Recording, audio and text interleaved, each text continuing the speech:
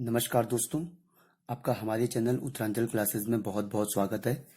आज की इस वीडियो में मैं डिस्कस करूंगा 2016 में यूकेपीएससी के द्वारा यानी उत्तराखंड लोक सेवा आयोग के द्वारा जो आयोजित रिव्यू ऑफिसर और असिस्टेंट रिव्यू ऑफिसर का जो पेपर था सचिवालय और लोक सेवा आयोग का, उसका जो सामान्य अध्ययन का जो पोर्शन है मैं वो डिस्कस कर रहा हूँ, क्योंकि आगामी परीक्षाओं में इस प्रकार के क्वेश्चंस ही रिपीट होते हैं और हमें एक आइडिया मिल जाता है कि जो पैटर्न है वो पैटर्न कैसा है उत्तराखंड यूकेपीएससी के पूछने का।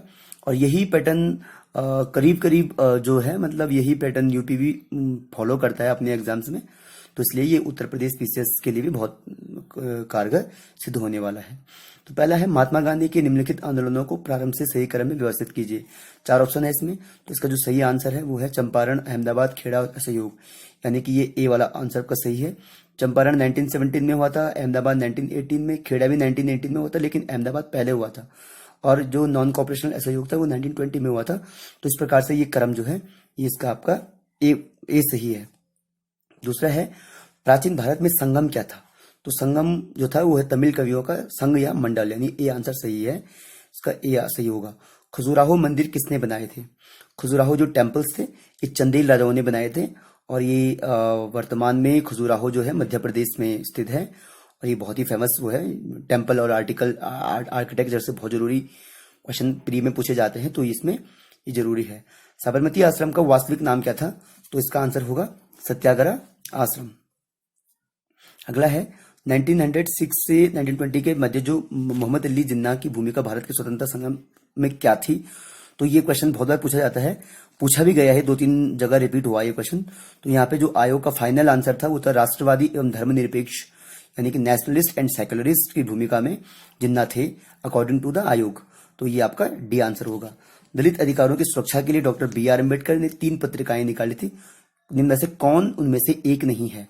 तो बहिष्कृत समाज उनमें से एक नहीं है, क्योंकि बहिष्कृत भारत उनकी थी, मूक नायक थी और इक्वालिटी जनता थी, लेकिन बहिष्कृत समाज नहीं थी। ब्रिटिश सरकार ने किस तिथि को भारत को पूर्ण स्वतंत्रता देने की घोषणा की थी?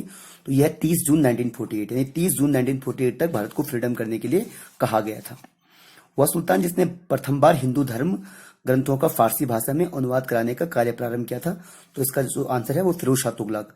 आपको पता होगा फिरोज शाह तुगलक जो था उसने ब्राह्मणों पर भी पहली बार जो जजिया कर था वो लगा दिया था, और इसने बहुत सारे विभाग जो कि आपके दीवान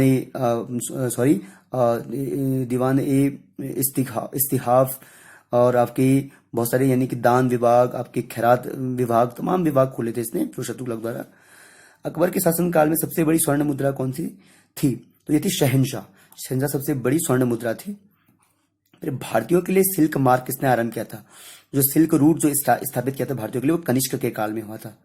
कनिष्क जो था उस टाइम पे कुषाण वंश का जो शासक था वो था। अगला क्वेश्चन है, स्वतंत्रता के पश्चात प्रिवी पर्स, ये बहुत बार पूछा जाता है ये क्वेश्चन भी, काफी टेक्निकल वर्ड भी थे। प्रिवी पर्स यहाँ पे आया था, स्वतंत्रता के पश्चात प्रिवी पर्स किससे संबंधित है था? तो ये पूर्व राजा था, यानी जो पहले के राजा होते थे उन्हें प्रिवी पर्स के नाम से जाना जाता था। भारत में राज्यसभा के लिए 12 सदस्यों का मनोनयन कौन करता है? तो इसका जो आंसर है वो है आपका राष्ट्रपति। नेक्स्ट है, भारत के संविधान में अवशिष्ट शक्तियां दी गई है, किसको दी गई है? तो यह केंद्र को दी गई, यानी अवशिष्ट शक्तियों का मतलब होता है रेजिडुअल पावर्स, ये सेंट्रल गवर्नमेंट को दी गई है। और यहाँ पर जो है राज्यसभा के 12 सदस्यों का मनोनयन ये राष्ट्रपति करते हैं, यानी जो आपके कला, साहित्य, समाज सेवा, सहकारिता जो जिनसे जुड़े हुए फील्ड से होते हैं उनको राष्ट्रपति क्या करते हैं, राज्यसभा के लिए नॉमिनेट करते हैं। यहाँ पे सी आंसर होगा, इसका बी आंसर होगा।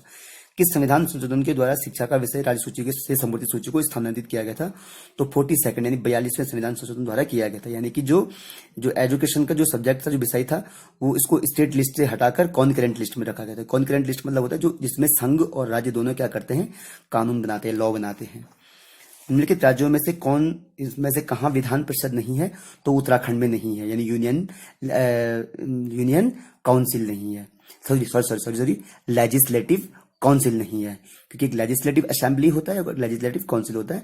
तो उत्तराखंड में सिर्फ लेजिस्लेटिव असेंबली यानी विधानसभा है, विधान परिषद नहीं है, जबकि ये 3 राज्यों में क्या है, लेजिस्लेटिव काउंसिल भी है। जनहित याचिका यानी पब्लिक लिटिगेशन की अवधारणा का प्रादुर्भाव हुआ था, तो ये यूएसए संयुक्त राज्य अमेरिका से हुआ था।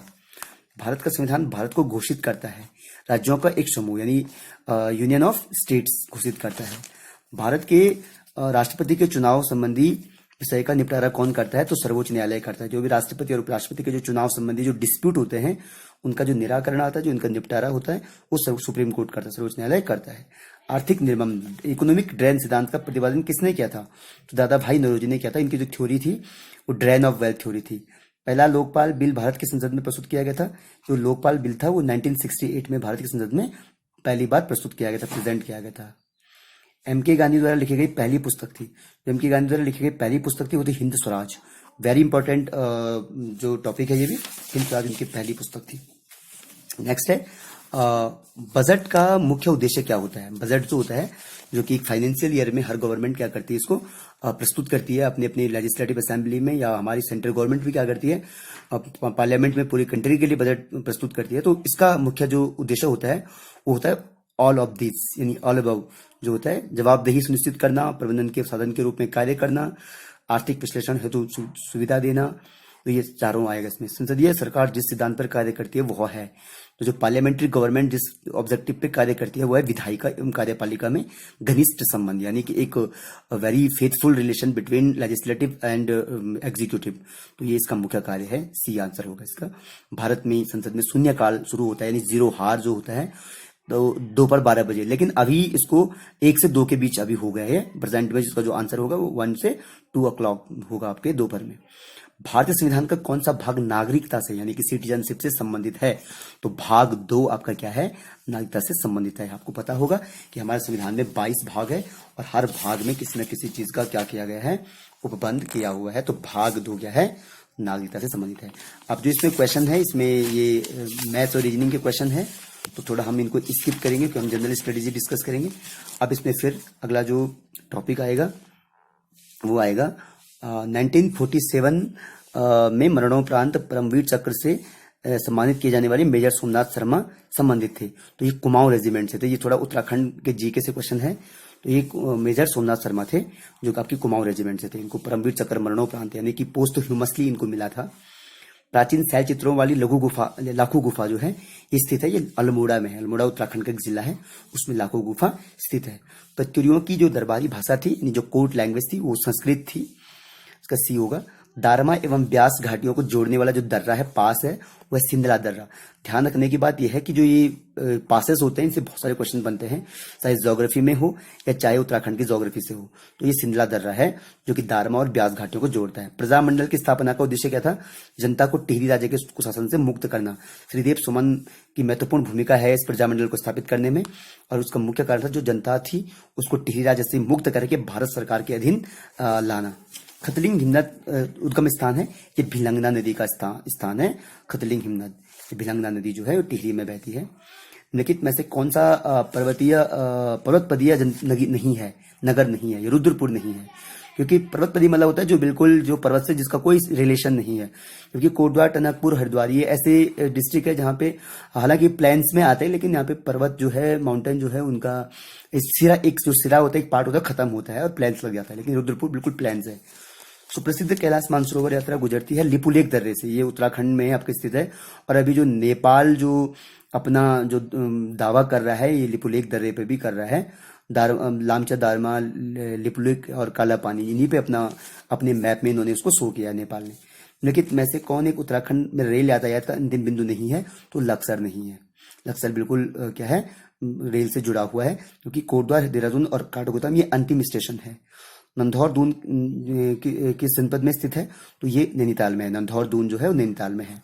हिमालय में मुख्य सीमा भ्रंश यानी कि मेन बाउंड्रीज थ्रस्ट जो है आपका वो पृथक करता है। ये दून घाटियों एवं शिवालिक श्रेणियों को पृथक करता है। ये बी आंसर होगा, दून घाटियों और शिवालिक श्रेणियों को। अगला है इसमें उत्तरकाशी का ऐतिहासिक जो नाम है वो है बाड़ाहाट। डी, ये भी बहुत बार पूछा जाता है। बाड़ाहाट उत्तराखंड के औपनिवेशिक संघर्ष किस काल में प्रारंभ हुआ था? गोरखा काल में हुआ था।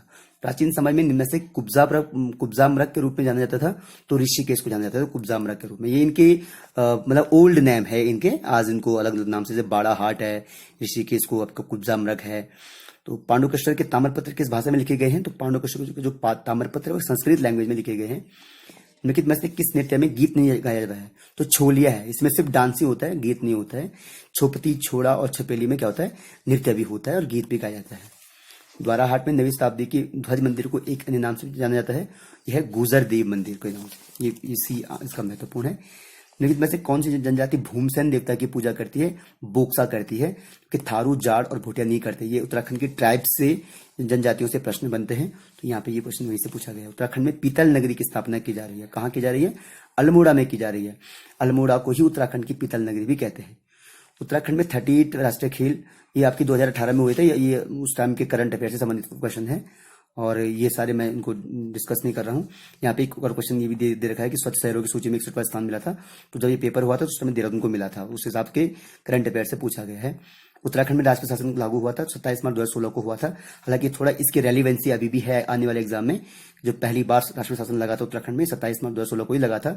हरीश रावत उस टाइम पे उत्तराखंड के मुख्यमंत्री हुआ करते थे। तो आनुवांशिकी में इनमें से कौन प्रभावी है? RH फैक्टर, ये साइंस एंड टेक्स से क्वेश्चन पूछा गया, साइंस से पूछा गया क्वेश्चन, विज्ञान से, बायोलॉजी से। तो RH फैक्टर जो है वो प्रभावी नहीं है, सॉरी प्रभावी है। रंजकहीनता, रतौंधी या अधिरक्त स्त्राव ये नहीं है।